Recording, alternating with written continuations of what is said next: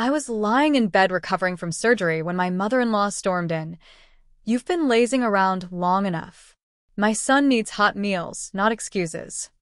She yanked off my blanket and tossed my crutches out the window. My husband just sat there, nodding.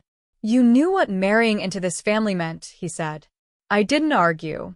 I just quietly changed the locks while they slept.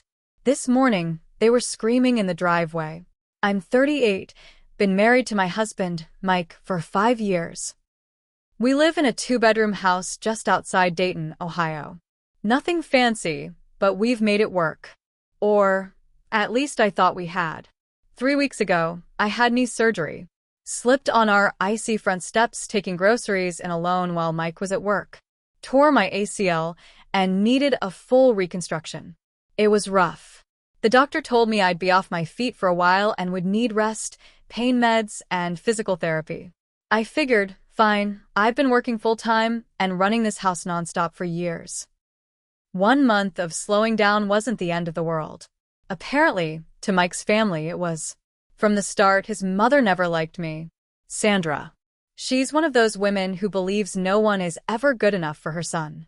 She's never said it outright, but I've heard the comments. Mike used to be so energetic before marriage. You don't cook like his grandmother did. You work too much, you should be taking care of your home. Passive-aggressive crap like that. I let it slide for years because Mike always told me, that's just how she is. But the thing is, he never once told her to back off. After my surgery, I came home groggy and sore. I could barely stand. Mike helped me to bed, and that was about it. From that point on, I was on my own. Meals? Frozen leftovers. Bathroom? I had to figure it out with the walker. Pain meds? He handed me the bottle once a day like he was doing me a favor. I don't even think he looked at my leg once after we got home. And then 3 days in 3 days, his mother shows up without even knocking. I was asleep, or trying to be. Leg elevated, in sweatpants, heating pad on. Next thing I know, the door slams open, and she storms in like a damn hurricane. "You've been laying around long enough," she snaps. "My son needs hot meals, not excuses." I froze. Literally. It took me a full 5 seconds to understand what I was hearing. I said, "Sandra, I just had surgery." She didn't care. Walked over, grabbed the blanket off me, and yanked it away like I was some lazy teenager. Then she picked up my crutches, my only way to move around, opened the window, and threw them into the bushes. "You knew what marrying into this family meant," she said. And the worst part? Mike had been sitting right there in the bedroom chair, watching it happen. He looked at me like I was the problem. "She's right," he said. "You've got to try harder. You're acting helpless." I just stared at him. My husband. The man I've made every single dinner for since the day we got married. The man I stayed up all night with when he lost his job. The man I covered rent for when he was short. Now he was sitting there while his mother abused me in my own house, and he was siding with her. I didn't say a word. No yelling. No crying. I just lay back, nodded, and stayed quiet. But something in me shifted. I waited until that night. I didn't sleep. I stayed awake and listened. Mike snored like always. Sandra was in the guest room, heavy footsteps and snorting through the walls. At 2 a.m., I slipped out of bed. My knee was throbbing, but I didn't care. I used the wall to brace myself, made it to the closet, and found the old cane I'd used when I sprained my ankle 2 years back. Not ideal, but it worked. I hobbled to the garage, opened the box I'd tucked under the workbench a year ago. New locks I'd bought after Sandra accidentally walked in on me naked in the bathroom. I'd never used them. Until now. I worked in silence. Took me 2 hours to change every lock. Front door, back door, garage, even the damn mailbox. Reset the code on the garage opener too. Then I sat down in the living room and waited. At 7:15 a.m., I heard the first twist of the knob. Then came the banging. "Hello." Sandra's voice, sharp as ever. The doors jammed. Mike tried his key. Nothing. "Babe," he called. "Open up. This isn't funny." I sip my coffee. Leg up, ice pack on. Calm. Then came the shouting. "Let us in right now," Sandra screamed. "This is my son's house." No, it wasn't. The deed was in my name. Bought it with the money I saved before we got married, and he moved in afterward. I paid for the down payment, the closing costs, and every repair. But that had never mattered to them. "Open the door," Mike shouted. I didn't move. Didn't answer. They banged for 20 more minutes. Then silence. Then I heard a car door slam. I peeked through the side window. They were sitting in his car in the driveway, both of them on their phones. I just sat there and let it happen. That was yesterday. I still haven't let them in. I haven't even answered their calls. But I can feel it. I've started something. And I'm not finished. They sat in the driveway for hours. Mike got out a few times, tried knocking again, even yelled through the side windows. I didn't respond. I stayed in the kitchen, drinking water, icing my knee, and thinking. By noon, Sandra was calling my phone nonstop. I didn't answer. She left voicemails. First polite, then angry, then downright cruel. One of them said, "You've embarrassed this family. You're mentally unstable. We'll have you removed if you don't stop acting like a child." That voicemail told me everything I needed to know. They didn't see me as part of the family. Just an obstacle. Around 3 p.m., Mike finally texted, "We're going to a hotel for now. But this isn't over." Good, I thought. Go. That night, I changed the Wi-Fi password. Canceled his cell phone line. I'd been the one paying for it anyway. I also logged into the joint bank account. Emptied my half. Left exactly what he'd contributed over the past 6 months, $417.22. Nothing more, nothing less. The next morning, I called a lawyer. It wasn't a divorce attorney. Not yet. I started with a property lawyer. I needed to make sure the house was safe legally. Turns out it was. Everything was in my name. I'd bought the house a year before we got married. He never paid toward the mortgage directly. I'd just let him cover groceries and utilities, and honestly, I'd been picking up most of that too for the past year. While I was on the call, an email popped up. From Mike. No subject. Just one line. "You're blowing this way out of proportion." That night, he came back. I heard the car door.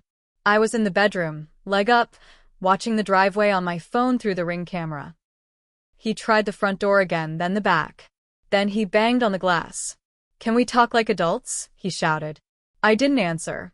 "Are you really going to throw your marriage away over one comment?" I almost laughed. One comment? He stood out there for 20 minutes before driving off again. That weekend, I found out Sandra had been calling my boss. I work remotely in accounting for a small company out of Columbus. My boss called me personally, said some woman claiming to be family had called HR saying I was abusing my medical leave and faking my injury. I was mortified. I told him the truth, everything. He believed me, thankfully. But that moment changed something in me. That wasn't just personal anymore. That was her trying to take my income away. My independence. I documented every call, every voicemail. I sent my boss the call log. I made copies of everything and gave them to my lawyer. Then Sandra started showing up again. Alone this time.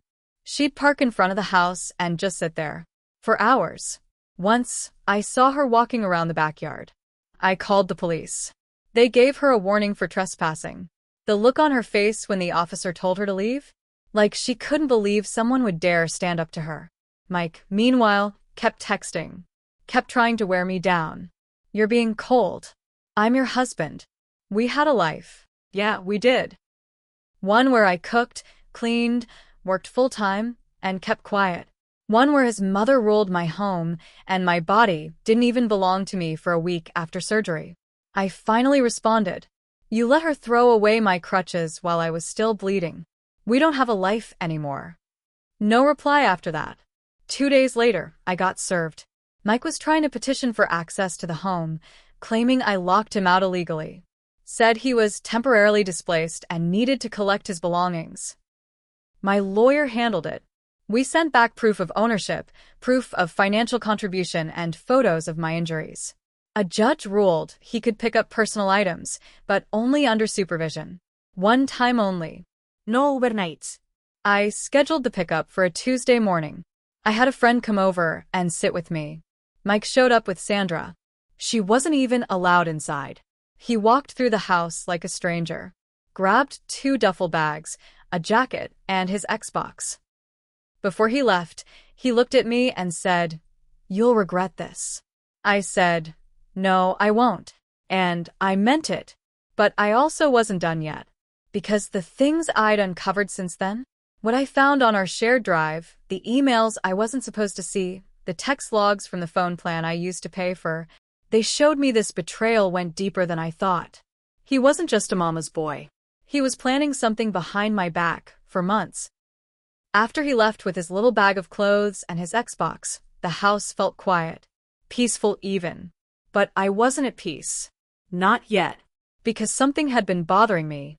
A few things, actually. First, the finances. We'd had a shared drive on our computer, a cloud folder we used for bills, scanned receipts, tax records. I hadn't looked in it for months. But when I finally did, I noticed a folder I didn't recognize. It was called Legal Docs Backup. Inside? A scanned document titled Preliminary Property Division, Contingency Draft, dated 5 months ago. Way before my fall. Before my surgery. It was a draft agreement. Not official, but enough to show that Mike had already spoken to someone about how to split the house, furniture, and, get this, even my car. He'd listed the vehicle under his anticipated assets. I felt sick. There was a note in the corner. If she pushes the prenup, use family leverage. Family leverage. Meaning Sandra. Meaning they were already thinking about ways to force my hand if things got tense.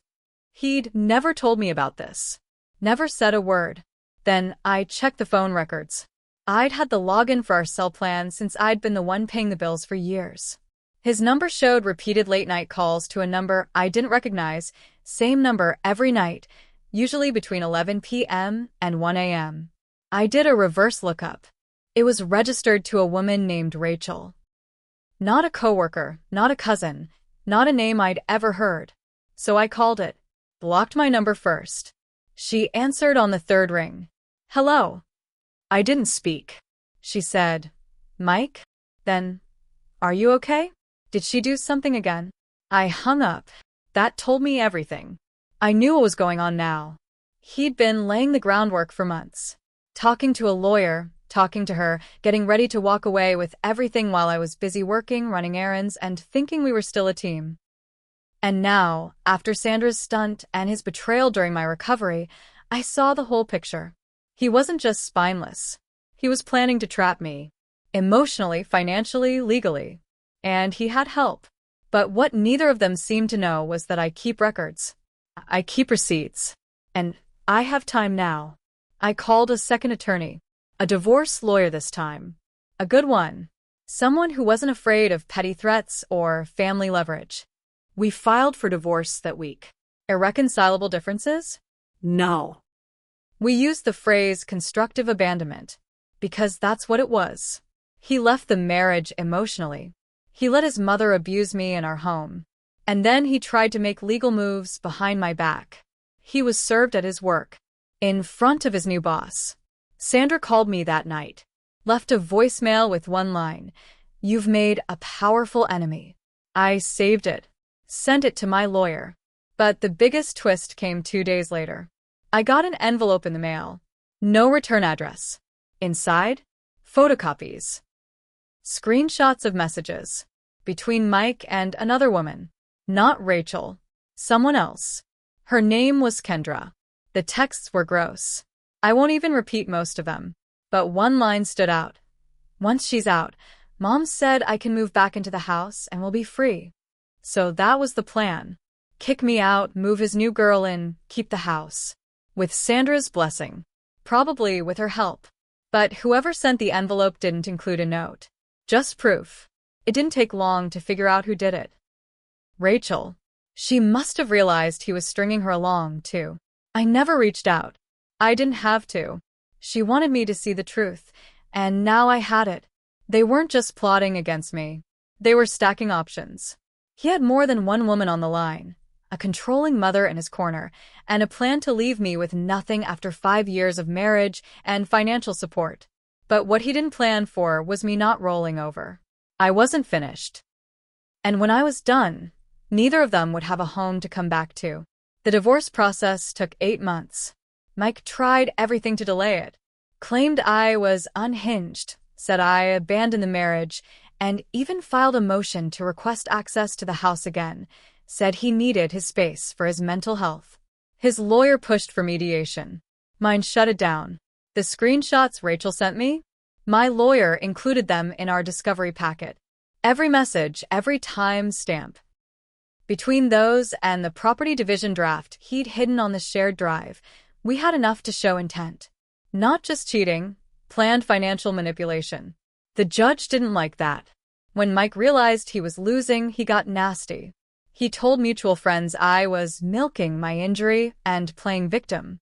Sandra told neighbors I was stealing from her son and abusing him emotionally.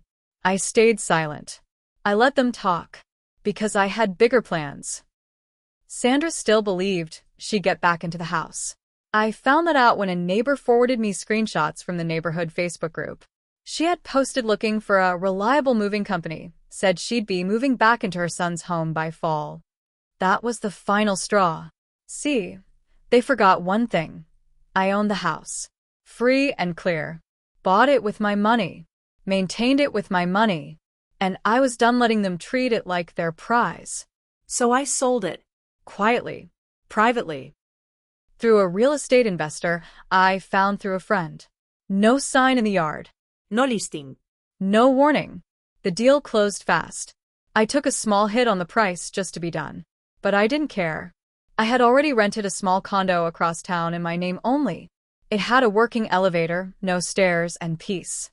The new owner didn't want to live in the house. They planned to rent it out.